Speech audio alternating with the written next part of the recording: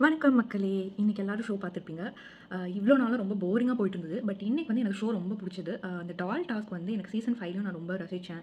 Season 6லயும் நான் வந்து ரொம்ப என்ஜாய் பண்ணேன். செம்மையா வந்து யார் யார் டால எடுக்குறாங்க, யார் உள்ள ஓடுறாங்க, யார் யார வந்து ஸ்மார்ட்டா வந்து ஓவர் ப்ளே பண்றாங்க. இதெல்லாம் வந்து செம்மையா இருக்கும் பார்க்கறதுக்கு.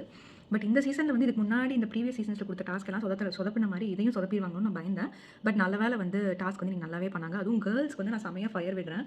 சூப்பரா பண்ணாங்க. செம்ம ஸ்போர்ட்டிவா விளையாண்டாங்க. அண்ட் செம்மையா வித்ஸ்டாண்ட் பண்ணாங்க. யாரு நான் கடைசி வரைக்கும் நிப்பேன். நான் கடைசி வரைக்கும் இது பண்ணுவேன் அப்படின்னு சொல்லிட்டு ஜாக்லினா இருக்கட்டும், அன்ஷிதாவா இருக்கட்டும் 2 பேரும் சூப்பரா பண்ணாங்க.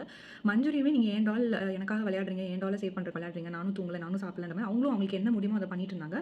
ஜாக்லினுக்கு நிஜமாலுமே ஸ்பெஷல் அப்ரிசியேஷன். அவங்க வந்து கடைசி வரைக்கும் விடவே கூடாது அப்படின்னு இருந்தது. She proved that she is a trustworthy player. But at the same time மித்தவங்களுக்காக விளையாடுற ஒரு பெர்சனாவும் இருக்காங்க. ஆனா அவங்களையும் அவங்க காப்பாத்திக்கிட்டாங்க. செம்ம smart play. I think way to go. ஜாக்லினோட கிராஃப் வந்து எவ்ரி டே அப்படியே செம்மையா இன்க்ரீஸ் ஆயிட்டு இருக்கு. இப்படியே போனாங்கன்னா டைட்டில் வின் பண்றதுக்கு வாய்ப்பு இருக்குன்னு நினைக்கிறேன்.